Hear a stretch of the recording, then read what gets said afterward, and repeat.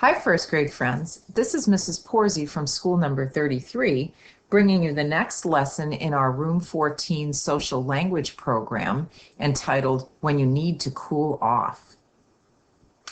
Let's take a look at our learning targets. I can answer questions about text. I can have conversations with others.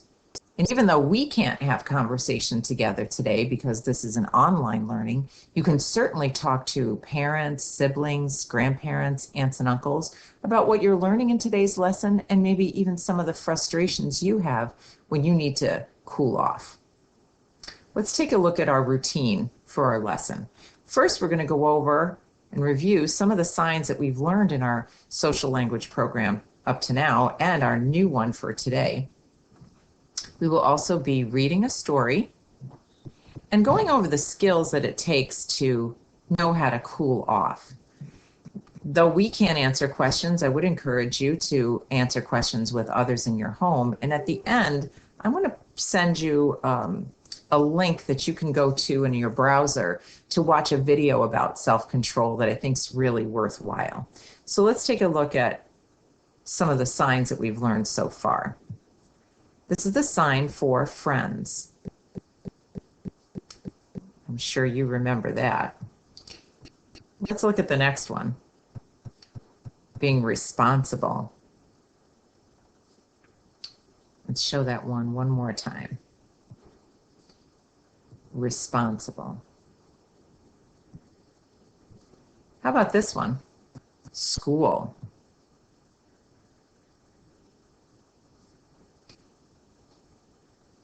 Let's look at the last one we learned, feelings and emotions. That has a lot to do with what we're talking about today as well.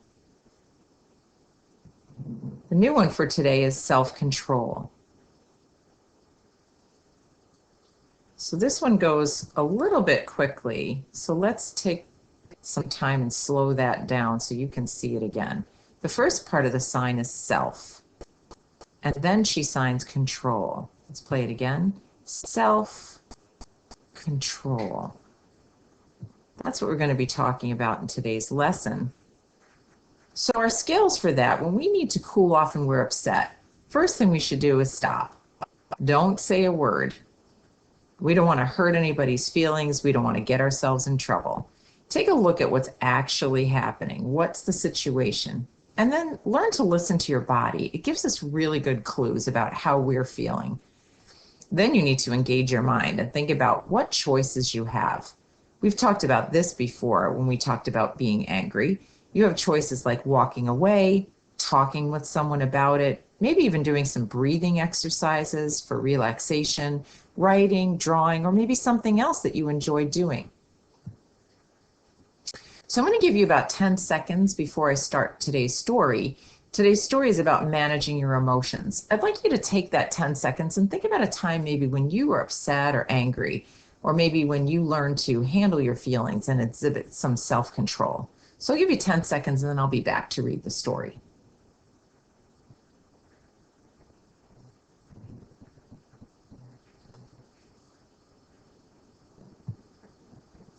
The story for today is called When I Feel Angry. That's the title. It's written by Cornelia Maud Spellman and illustrated by Nancy Coate. When someone makes fun of me, I feel angry. I feel angry when I have to stop a game at the best part and clean up my room. Or when we finally can go swimming, it rains. It makes me mad when I try my hardest, but I can't make my drawing look right. I just crumple it up and throw it away.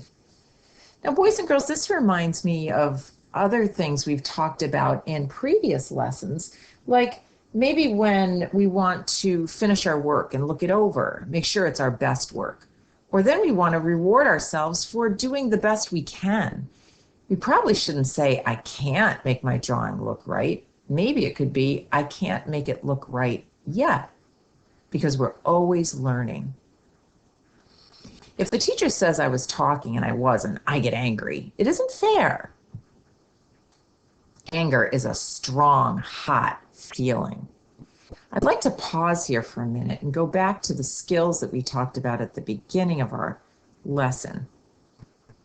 Right now in our story, not only has our character stopped, but he's actually listening to his body.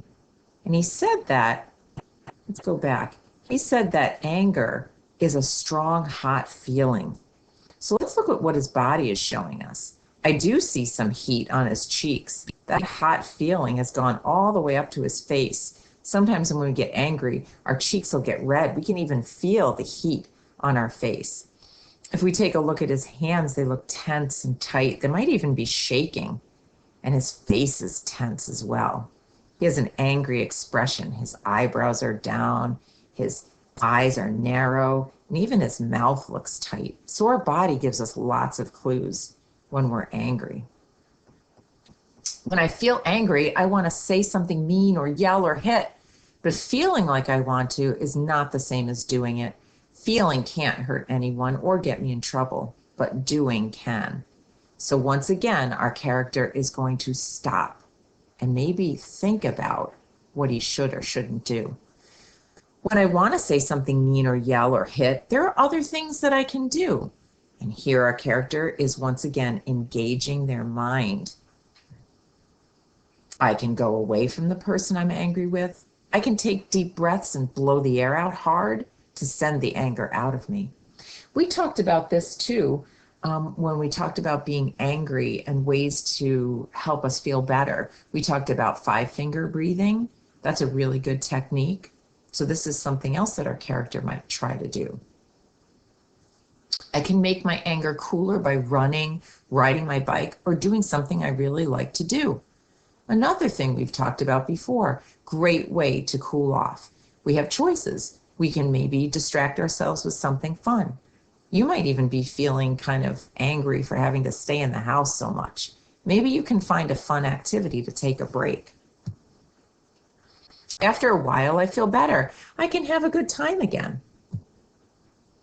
Some things that make me angry can't be changed, like when our team loses or my favorite thing gets spoiled. But sometimes when I feel angry, it means something needs to be different. Maybe it's me. Maybe I need to rest or cry. Maybe I need time by myself. So sometimes, boys and girls, it's because of outside things that happen or people that are mean to us or not fair. But other times it might just be us. And maybe we need some time alone.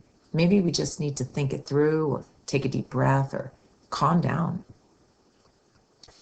Maybe someone else needs to be different. Maybe someone needs to be nicer to me or to stop being unfair. I might need help figuring it all out. And here's where you might want to talk to somebody. See, in the story, our characters are talking to an adult. You can do that too. Then I can change what I'm doing, or I can tell someone else what I need. I can listen to the other person tell too. Talking and listening usually make things better. Maybe you're getting on each other's nerves being cooped up in the house while you're home and out of school. Maybe it's a good time to talk it out with a sibling instead of fighting. Figure out how you can make each other feel better. When I feel angry, I don't have to stay angry. I can cool down so I don't hurt someone or get into trouble. I can go away. I can take deep breaths and blow them out. I can run, ride my bike, or play with my toys. I can rest or cry. I can figure out what made me angry or ask someone to help me. I can talk and I can listen. So our character's making some really good choices. And remember, let's go back to our skills. Let's look back at what we talked about way back here. We said, yeah, listen to your body. Don't say anything. Look around. Think of the choices you have. Our character gave us lots of good choices other than making someone else upset or hurting someone else's feelings. When I feel angry, I know what to do. And you do too. Let's try to make some connections. Think about how maybe you're feeling frustrated, or maybe even other people in your house are frustrated. Mom and dad might need a little bit of space. Maybe it's hard for them too. This is a frustrating time for all of us. So why don't you try to think about ways that you can cool off? Maybe you can help others do the same thing. What I'm going to show you now is a really great video that you can watch on your computer, on your tablet, on your phone. If you open up your browser and copy or paste and type in YouTube Kids All About Self-Control, that's the name of the video. You can watch this video. It's about 3 minutes long, and it talks about not only cooling off or calming down and gaining self-control when we're mad, but also when we're really, really sad, or sometimes when we're just really, really silly. Our bodies get out of control. Sometimes we say things just to be silly and funny that can hurt other people's feelings. This is a great video that can help you realize that even then you might need to cool off. So remember, today's lesson for Room 14 Social Language was when you need to cool off. Let's remember how to do that, boys and girls. Let's remember that we can stop, don't say anything, look around and see what's happening, listen to your body, and then think of all the positive choices you can make. Thanks for tuning in, and have a great day.